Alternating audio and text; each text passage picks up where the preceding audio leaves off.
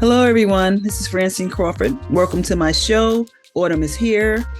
I'm going to talk to you about when our parents decline. Now, when our parents decline, we oftentimes are not prepared for it. And of course, that's what Autumn is here is about. It's about realizing that, we can think about it now. We are able to do things and put things in place. But when our parents decline, it can be very emotional for us. And that's a natural thing. You don't know what's going to happen. You don't know what to do. It's very sad to see somebody who is strong be weak. It's very sad to realize that, they're approaching the latter part of their life. And you don't want them to be that way. You want them to be healthy and strong all the time. And we understand that, but the reality is that no one stays strong forever. No one stays the same, and everybody changes. And with that change, we have to change also. So now you have to also think about your busy life. You have to juggle with your busy life and juggle your parent that is declining. And that can be a lot, and it can be fearful for you. These are natural things. You're going to be afraid. You're going to be afraid of the unknown. If you can and have the capability of taking care of them, you may even feel like you don't want to do that right now. That wasn't your plan in life. That wasn't your plan right now. You are working towards something, and this has to have your attention. And it's very difficult, and I understand that. Know that it's a sacrifice. It is definitely a sacrifice, and you're going to have to sacrifice time, attention, sometimes rescheduling your job, your hours, things like that. They're not little sacrifices; those are big sacrifices, and it can wear on you. And we just want to make sure that not to lose yourself, not to get the care that you need. And that's not being selfish. You have to get the care that you need, because this is a big, big step for you. So we want to make sure that you put things in place for yourself, that you first recognize it and be there for your parent, but understand that it affects you also. Make sure that you don't try not to overwhelm yourself. Take some breaks. Have an outlet. Have a place to express yourself. Know that you're not going to be able to do this by yourself. It is difficult to do it by yourself. So whether you have family members or people that you know to help you, or outside professional people to help you, it's okay to ask for help. It's okay to get help. If you're torn down, you can't help your aging parent or grandparent get help. You have to be able to be strong yourself. So you have to get your mind strong, keep your mind strong, and keep your emotions strong. You have to also, there are ways that you can just seek help. You can seek help in sharing with your family members. Share with your family members. Know that this affects your spouse if you're married, a significant other. It affects them also. Ask them for their opinion. Let them know what you're going through. Ask them to what do they see? How do they see if they're involved in it? Maybe they're around your parent all the time. Maybe they notice some things. Maybe they haven't. Maybe they have something to offer. Make sure that you're in a position that you're open to receiving different people's opinions. Because sometimes we say, I'll never do this. I'll never put my parent in a nursing home. I'll never do that. I'll never be that person. You don't know until you're in it. In a situation, you don't know how ill and how sick your parent can be, and they may be in a position where you are unable, even with your heart, you're willing to, but you're unable to take care of them. You may have to put them in a facility. Find the facility that works best for you.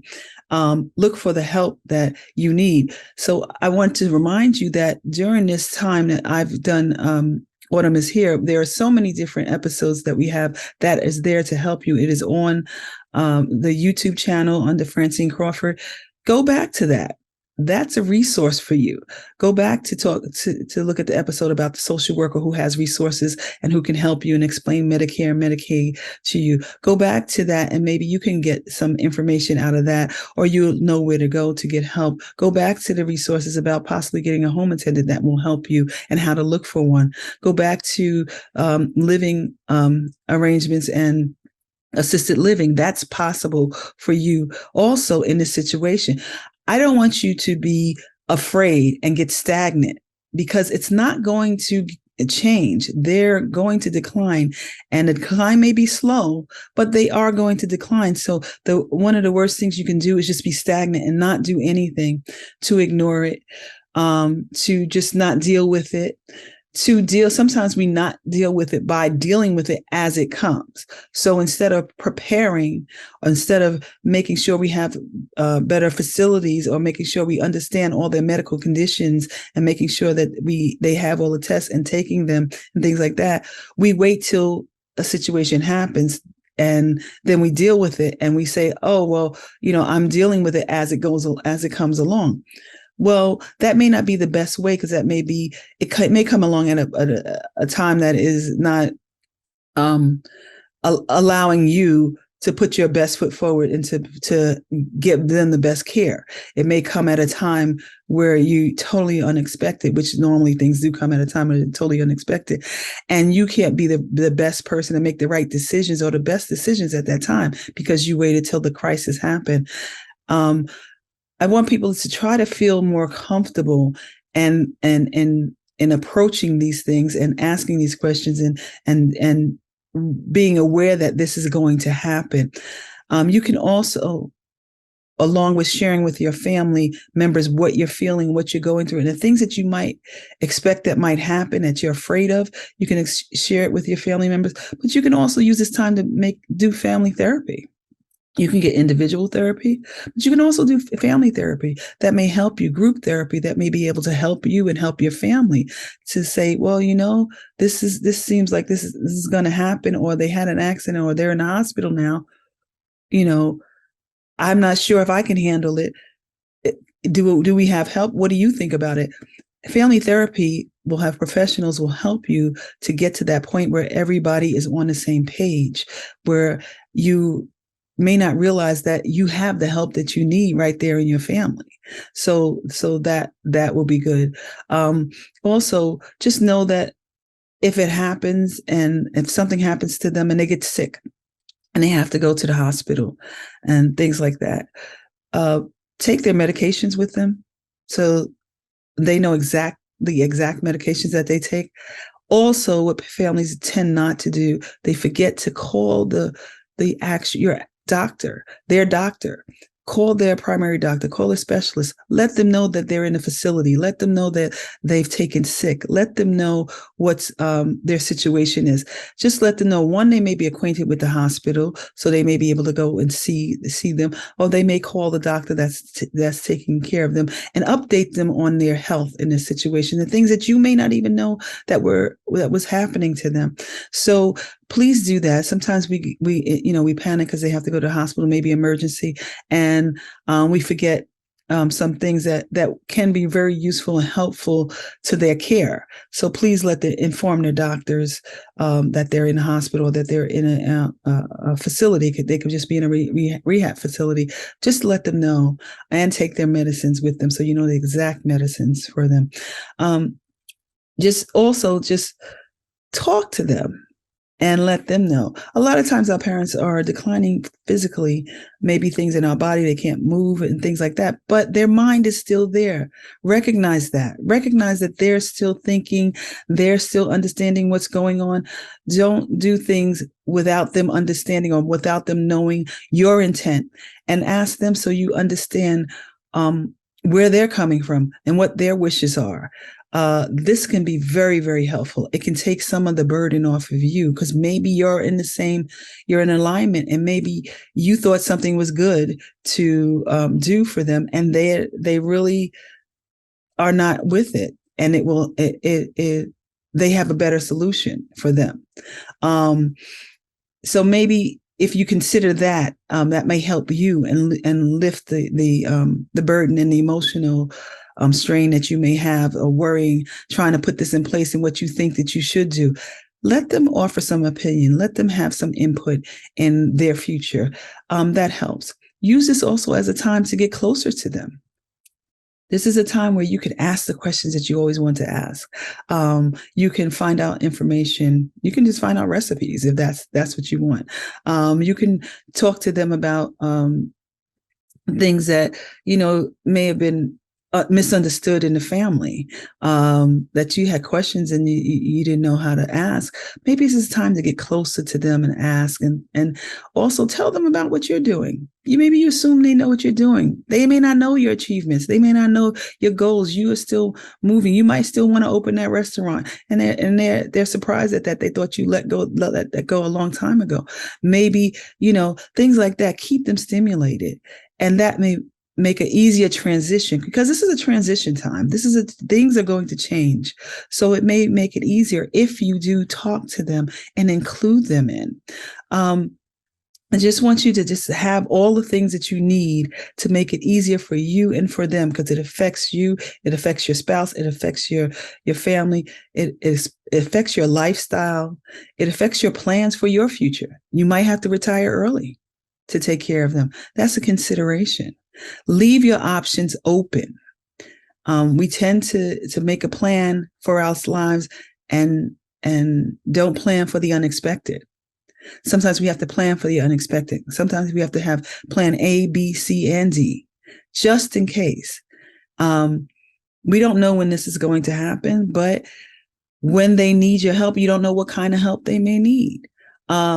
So it's better for you to really take all these things into consideration. There are things that we just don't want to think about. Trust me, it's better if we think about it to be prepared, to have some information, to have some thought about it, to have their input about it. These things help. It helps so much to know the resources that are out there for you. The agencies like AARP or Department of Aging, or a Home for Mom, or different places like that. It's so much helpful to know that. Think about these things. I know it's hard. Know that when you think about planning and relocating a senior, that makes a difference in them, and it may change their disposition. Be careful with whether the relocating them is just putting them in your house, or relocating them to another state. That's big on them. Understand when you transfer your parents to another state or to a place that's far away, not only emotionally it may affect them, but physically. Put these things in place. Consider before you start making that move, can they make that journey? Can they travel that far? Whether it's by train or bus or car, even if you're going to stop a lot of time, their health may not be strong enough to take that ride, or flying in a plane. Their condition may not be feasible for them to fly or fly for a length of time.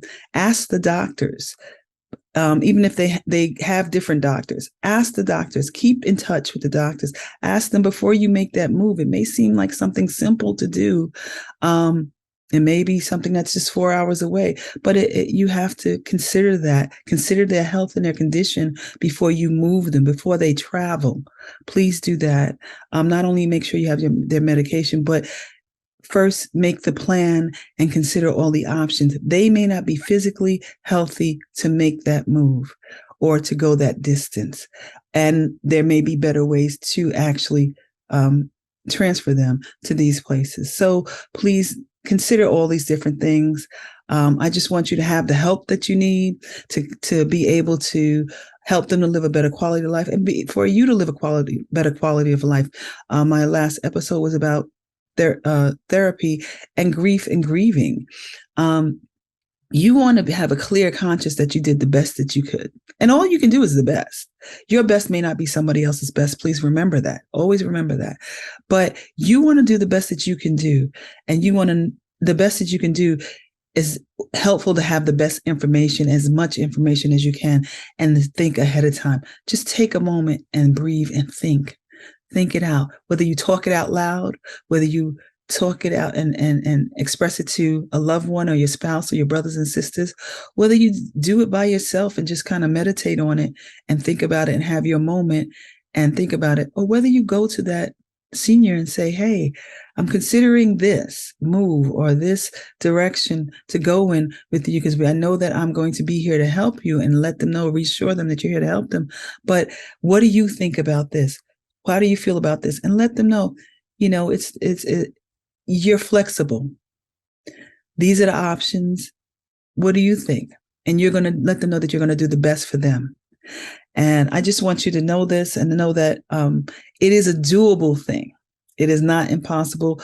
The world is not over. It's not over. Your world is not over. Your life is not over. Sometimes you may have to pause it a little bit. You may have to include more people into your life to help you out. You may have to do things that you said you would never do. It's okay, long as it's the best that you can do. Equip yourself. Love yourself. Love your loved one. Show them the love, and allow yourself the time to heal and to get better and to do the best you can. Make the best decisions so you will not have any regrets. You will not feel guilty later. And if later you feel like you have some questions, absolutely get the help. Go to counseling. Do what you need to do to get the help that you need to help you grieve or to help you get through to the next step and continue your life without any guilt. Pick up where you left off. Continue and be encouraged. That's what our episode is about today, about our parent declining, and just things to prepare for and things to think about. Because a lot of times we hear it, we don't stop, we don't think, we don't know where to go. I had a family that when I asked them about their parent and then told them that their parent is going through some stuff with their cognitive, that they're able to think about different things and how they were before, they told me, we don't know what to do. We don't know where to start. It was very interesting. And I was able to get them some help, or get them pointed to the right direction, and get them some people that can help them. But that's normal, to be so overwhelmed that you just get stagnant and you don't know what to do. And your heart is in it. You love them, but you don't know what to do. So I just want you to know that these feelings that you have are real. Just continue to help them. Arm yourself with information. Arm yourself with information. Do not be afraid to take the steps. Do not be afraid to ask for help. Do not be afraid to move forward in their lives and in your life, and continue your life. After you've done everything that you could do, continue your life.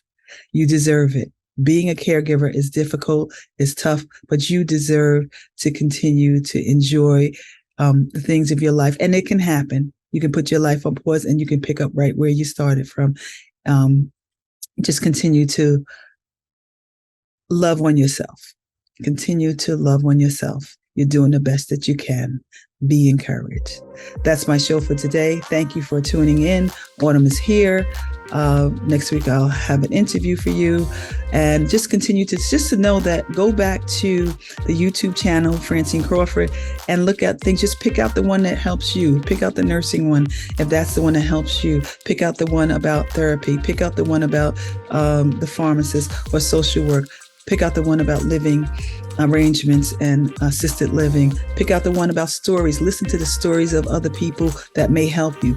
You can always go back at any time and take notes and take information down, apply it to your life or someone else. Share it with someone else. If you know that someone else needs this information, share it. Share it with your community. Share it at your meeting. If your association, share it at your church. Share this information. It's very helpful. I'm sure someone will be helped by it. Okay, have a good evening, everyone. Thank you for tuning in.